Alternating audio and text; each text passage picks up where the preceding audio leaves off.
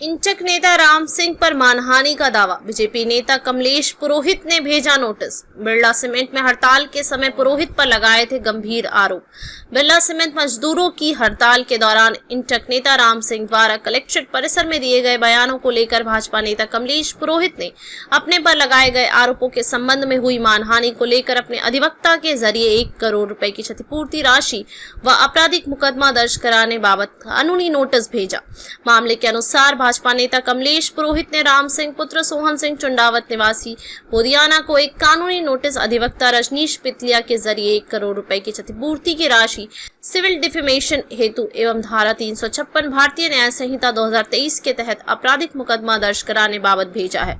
Notice में बताया गया कि दिनांक 3 सितंबर 2024 को कलेक्ट्रेट परिसर में ज्ञापन देने के दौरान इंटक नेता राम सिंह ने सांसद समेत कमलेश पुरोहित व अन्य भाजपा नेताओं पर मीडिया कर्मी के समक्ष बाइट देते वक्त आरोप लगाए, जिसमें बताया गया कि कमलेश पुरोहित सहित अन्य नेताओं द्वारा बिरला प्लांट में ठेके लेने के लिए और गैर कानूनी हड़ताल करवाई जा रही है। इनको ठेके दे देंगे तो हड़ताल आज ही खत्म हो जाएगी। इन आरोपों को लेकर कमलेश पुरोहित ने बताया कि ना तो उसका बिरला सीमेंट में कोई ठेका है और ना ही कोई नया ठेका उसने लिया है, केवल मात्र लोगों के बहकावे में आकर राजनीति छवि धूमिल करने के लिए और उसकी ख्याति को ठेस पहुंचाने के लिए एवं लोगों में व जनमानस में उसकी छवि दागदार करने के लिए और आगे उसका भविष्य खराब करने की दृष्टि से इस प्रकार का वक्तव्य दिया गया है। इस बाबत वह कानूनी कार्यवाही के रूप में सिविल मानहानि के लिए 1 करोड़ की क्षतिपूर्ति राशि व जो उसकी मानहानि हुई है उस बाबत सजा दिलाने के लिए धारा 356 भारतीय न्याय संहिता 2023 के तहत नोटिस भेजा एवं इस नोटिस में यह भी कहा है कि अगर इंटक नेता द्वारा सार्वजनिक रूप से लिखित में माफी मांगकर उसका वीडियो प्रसारित करने पर वह इस मामले को यहीं विराम दे देंगे, नहीं तो 7 दिवस पश्चात न्यायालय की शरण लेंगे। आपके द्वारा कमलेश जी पुरोहित के लिए भेजे जा रहे नोटिस के संदर्भ में आगे क्या रणनीति रहेगी? देखिए, मेरे पक्षकार जो कमलेश जी पुरोहित है वो भारतीय जनता पार्टी के पूर्व में जिला महामंत्री रहे हैं और राजनीतिक उनका व्यक्तित्व है और उनके खिलाफ जो बाइट्स जो उन्होंने मेरे को पेन ड्राइव में सौंपी है और जो अखबारों की कटिंग मेरे पास लाए हैं, उनको देखने से लगता है उन्होंने सीधे सीधे एज ए इंटक नेता के रूप में राम सिंह जी ने आरोप लगाया कि बीजेपी वाले ये करवा रहे हैं, घटना करवा रहे हैं, हड़तालें वो करवा रहे हैं और सीधे रूप से बिरला प्रशासन को दबाव में लेकर एक लोग ठेके लेने जाते हैं। तो बाजार में जो मैसेज जा रहा है वो ये जा रहा है कि वो एक जनप्रतिनिधि नहीं होकर खुद के धंधे पानी करने के लिए या ठेके लेने के लिए जो इस प्रकार की हड़तालें करा रहे हैं। तो निश्चित रूप से ये भारतीय कानून के अंदर जो भी पहले आईपीसी थी, आईपीसी में धारा 500 लगती थी और अभी जो नई भारतीय न्याय संहिता आई है उसके अंदर धारा 356 के अंदर किसी व्यक्ति की छवि को मुंह से बोलकर अखबार में प्रकाशित करके इलेक्ट्रॉनिक प्रिंट मीडिया के माध्यम से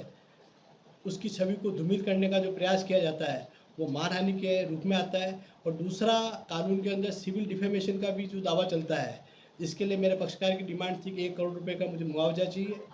उसके लिए हमने इनको कानूनी नोटिस भेजा है और अगर वो 7 दिन के अंदर बिना शर्त सार्वजनिक रूप से माफ़ी मांग लेंगे, मेरा पक्षकार आज भी माफ़ करने के लिए तैयार है और नहीं करता है तो निश्चित रूप से न्यायालय के दरवाजे खुले हुए हैं और उसके लिए विधि सम्मत कार्रवाई की जाएगी। कमलेश जी, क्या मामला है ये जो आपने कानूनी नोटिस भिजवाया है बिरला सीमेंट की हड़ताल को लेकर? ऐसा है कि हमारे कुछ मजदूर भाइयों द्वारा बिरला सीमेंट वर्क्स के खिलाफ अपनी मांगों को लेकर हड़ताल का आयोजन किया जा रहा था। उस संदर्भ में जब मुझसे कहा गया तो हमने भी कहा कि हम आपके गरीबों के हक के साथ हमेशा खड़े रहें, आगे भी खड़े रहेंगे। लेकिन दूसरे दिन जब पता लगता है प्रेस के माध्यम से, मीडिया के माध्यम से, सोशल मीडिया के माध्यम से कि ये कोई राम सिंह जी नाम के व्यक्ति जिन्होंने सीधा सीधा हम पर आरोप लगाया, हमारी कैरियर को, हमारे राजनीतिक भविष्य को दाव पे लगाने का प्रयास किया और कहा कि हमने ठेकों के लिए हड़ताल को सहयोग किया है, हड़ताल को प्रोवोक किया है। मैं आज आपके माध्यम से कहना चाहता हूं कि हम गरीब और मजदूरों के लिए वर्षों से लड़ते आए हैं, आगे भी लड़ते रहेंगे। लेकिन इस प्रकार के राजनीतिक दावपेचों के बीच में हमारे कैरियर को दाव पर लगाने का कोई प्रयास करेगा बिना किसी प्रूफ के, बिना किसी सबूत के, इस प्रकार से अगर बोलेंगे तो निश्चित रूप से हम सबको हानि होती है और राजनीति करने वाले व्यक्तियों के लिए उनकी छवि बहुत महत्वपूर्ण होती है। मैंने हमेशा गरीबों और मजदूरों के साथ दिया है, आगे भी देता रहूंगा। इस प्रकार के आप पे ये आरोप लगाया कि आपने ठेके लेने के लिए और बिरला प्रशासन पर दबाव बनाने के लिए इस प्रकार की हड़ताल करके मजदूरों को हड़ताल में झोंका है, इस बारे में क्या सत्यता है? ये बात जैसे आप बता रहे हैं मुझे भी मीडिया के माध्यम से ही पता लगा कि इस प्रकार का आरोप मुझ पर लगा है। लेकिन मैं आपसे निवेदन करना चाहूँगा कि जब भी हम गरीब के हक में खड़ा होंगे तो एक इकोसिस्टम काम करता है, और वो इकोसिस्टम चाहता है कि साम दाम दंड भेद किसी भी प्रकार से सहयोग में जो लगे हुए लोग हैं उनको पीछे किया जाए। उसी कड़ी का एक हिस्सा मैं भी हूँ। हमारे माननीय सांसद साहब के ऊपर भी आरोप लगा है, मेरे अन्य साथियों के ऊपर भी आरोप लगा है। जिस प्रकार के आरोप लगाकर उन्होंने हमारे भविष्य को बर्बाद करने का जो प्रयास किया है, मैं समझता हूँ आम जनता इन बातों को अच्छे से ढंग से जानती है कि हम किस प्रकार से संघर्षशील व्यक्तित्व के साथ उनके साथ खड़े रहे। उनके आरोप लगाने के बाद भी लगातार 4 दिनों तक हड़ताल चली। अंत में उन मजदूरों को और जो न्याय मिला, मैं उन मजदूरों के साथ हमेशा खड़ा था, आगे भी खड़ा रहूँगा। मैं इस न्याय के साथ खड़ा हूँ। अब आगे आपकी क्या रणनीति रहेगी? मैंने